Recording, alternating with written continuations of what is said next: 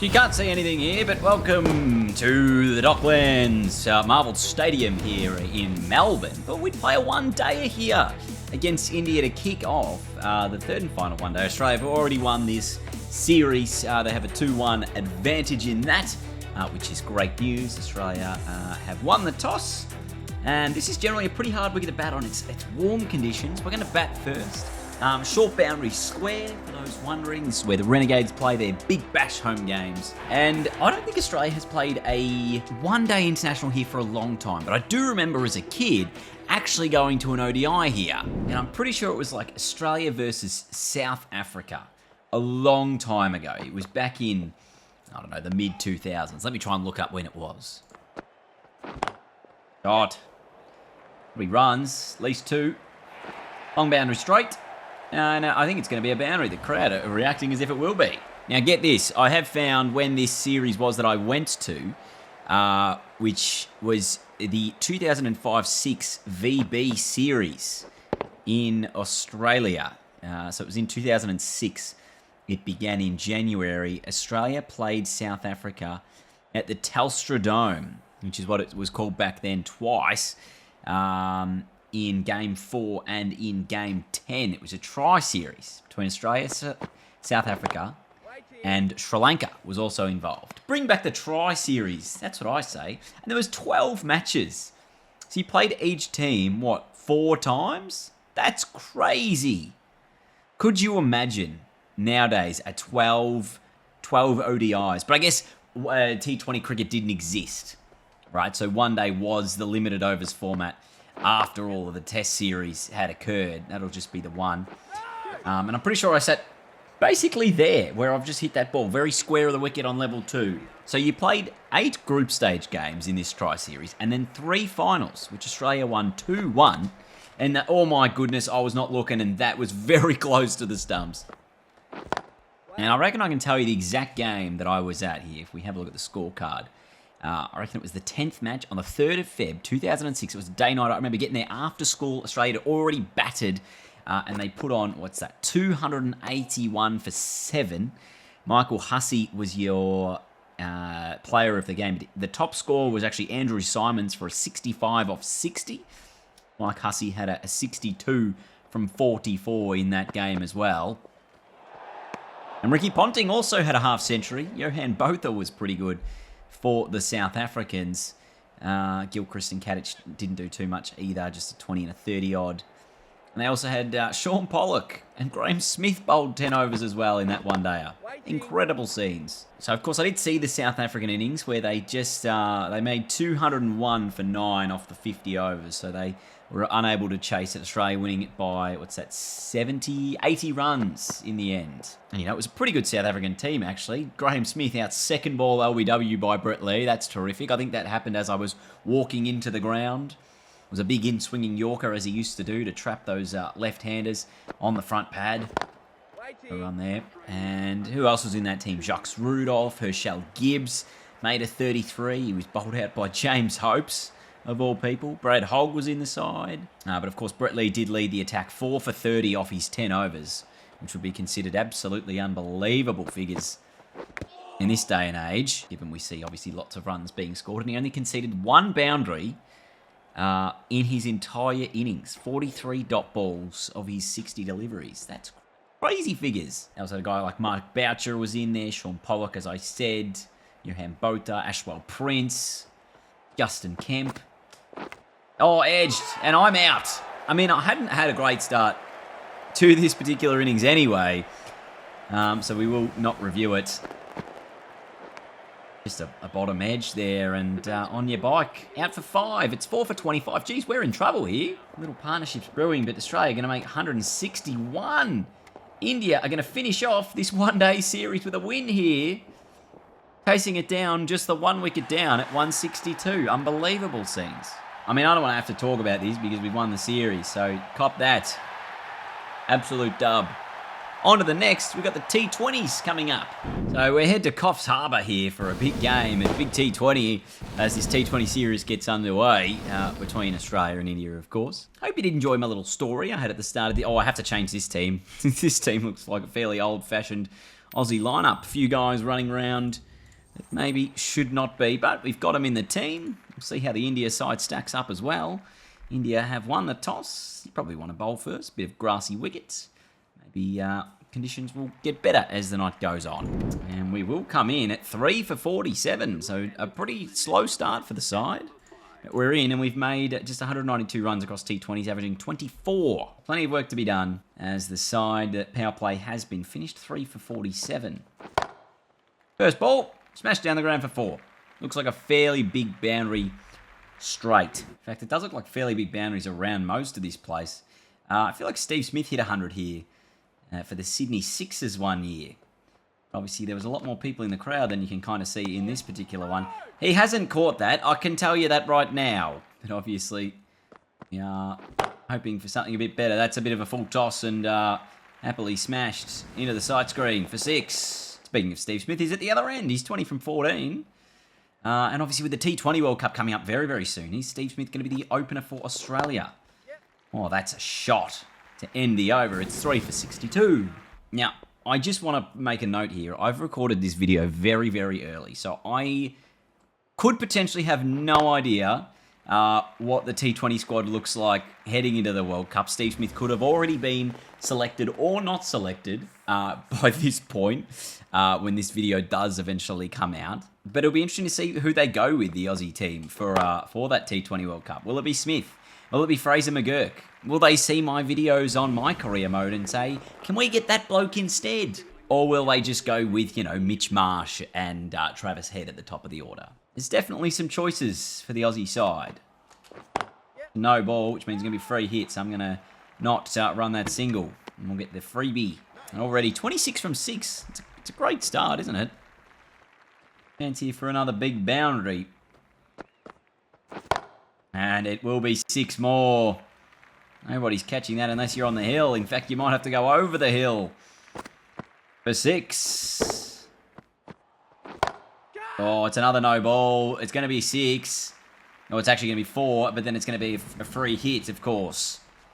Does that count towards my balls if it's a no ball? Yes, it does, because I scored off it. But if I didn't score off it, then it wouldn't have counted.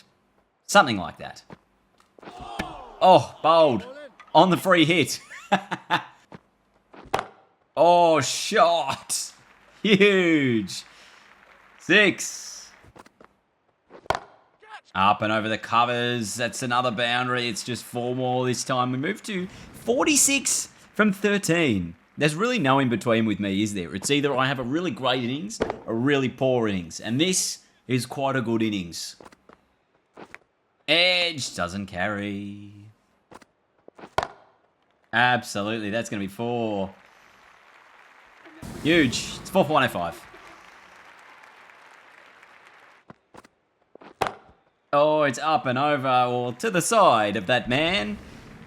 And another boundary. Oh, it's short. He's pulled it. Is it going to be in the gap? It is in the gap, and it will be 4 again. Move to 58. Yeah, there's just one. Probably the first single I've hit all day. Oh, this is high. This should be out. Man's coming in. And he does get underneath it, so it is taken. I'll be just parting the crease for 59 from 22. He's come down the wicket, and he's nicked it, and he's out.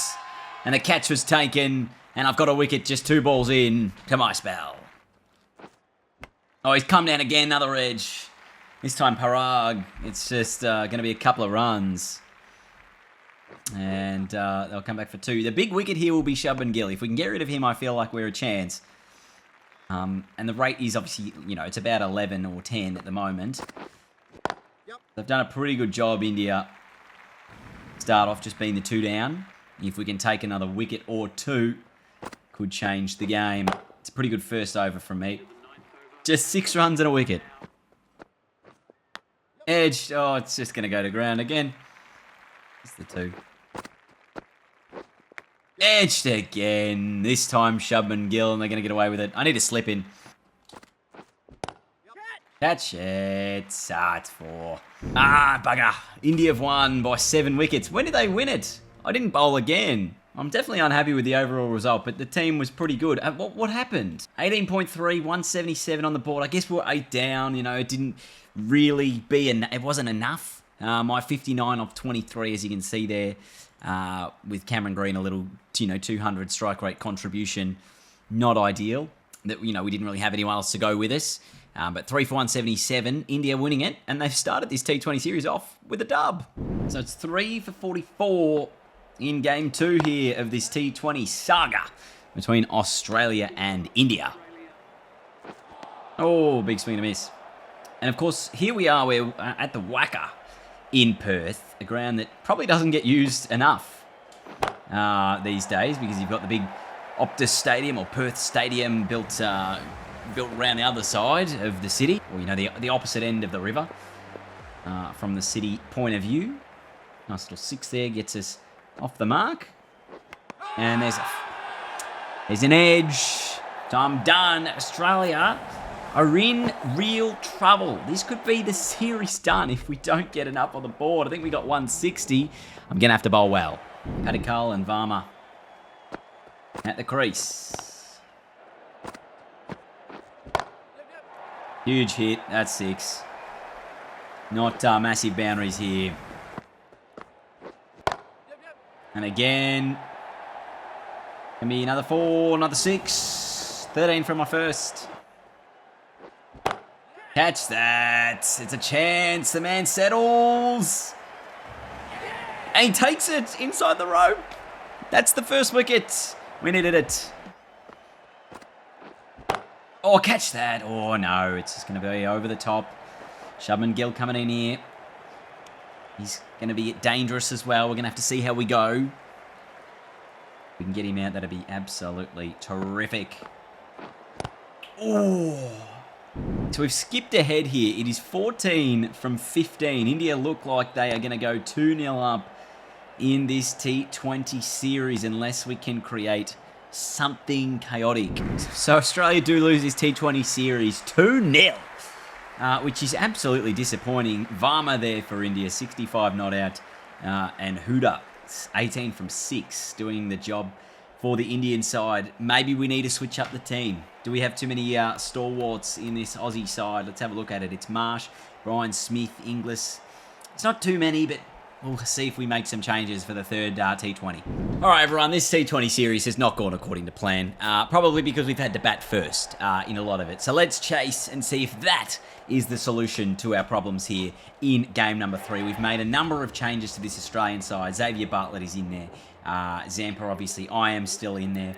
Let me tell you who else we've got in this team. We've got Wes Agar and we've got Lance Morris also in there. There you can see the rest of the team. Actually, you can't see them because my camera was in the way. But you get the idea. We've made some changes. We've taken a lot of the old senior players out. Marsh out, Smith out, Cummins, Hazelwood, all out of the side. And they've been replaced with some youngsters. One of which is Jake Fraser-McGurk, who will be opening the batting for us in this third and final T20 as we look to get a consolation win here in a game that obviously hasn't gone according to plan for us from the get-go as a T20 series. That's in the air. There's a fielder near it, but it's going to be 4. Once again, we're continuing our regional tour of Australia here by going to Great Barrier Reef Arena, which I think is in Brisbane, or somewhere in Queensland, thereabouts, which is an exciting little venue to play at. There's a little bit of a stand. There's plenty of people in the standing room. We're just enjoying taking cricket out to these other venues, which we probably haven't done enough of in the rest of the career mode, especially to see some of the top-class players. We finish our only over. We're going to bowl this innings with a wicket, making it 5 for 160. Josh Inglis with the catch. So the Indians end the innings 5 for 174. There's the Australian bowling unit. Lance Morris, the 3 overs, none for 25. Zampa, obviously very good, 2 for 31. Cam Green, also very economical. Everyone else a little bit more expensive. So it'll be Jake Fraser-McGurk to make his T20 debut for Australia, which I find an absolute shocker. And have a look at him, 81 runs, and Australia have gone on and won it. Can you believe it? Fraser McGurk is your player of the game. Geez, it only took the one big inclusion for us to win that. I don't know why we didn't do it sooner, but I'm glad we've done it. So he'll go have a chat to the one and only journalist in the entire country, and he wants to chat to me as well. It is important to have everyone strategy-wise. I think the changes for me with the team, they were the keys. But, you know, there's a book I want to get stuck into. Have a look at that. India obviously winning the series, though, 2-1. So Australia winning the tests and the one-day series without a loss, and then going down 2-1 in the T20s. Possible concerns going into the T20 World Cup for Australia, whenever that may occur, potentially later on in the year. But 2 for 176, they got the chase done, and Jake Fraser McGurk, what a debut it was. 81 off 50. Australia with an 8-wicket win. So India's tour of Australia is complete.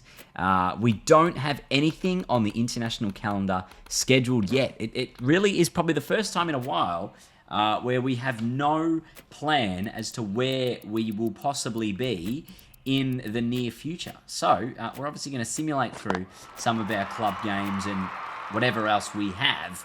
But it looks like our big thing now is heading into the IPL and the Indian T20 auction. Absolutely, we're going to enter that. But we're going to do it at the start of the next video. Thanks for watching, everyone. I will see you all later. Goodbye.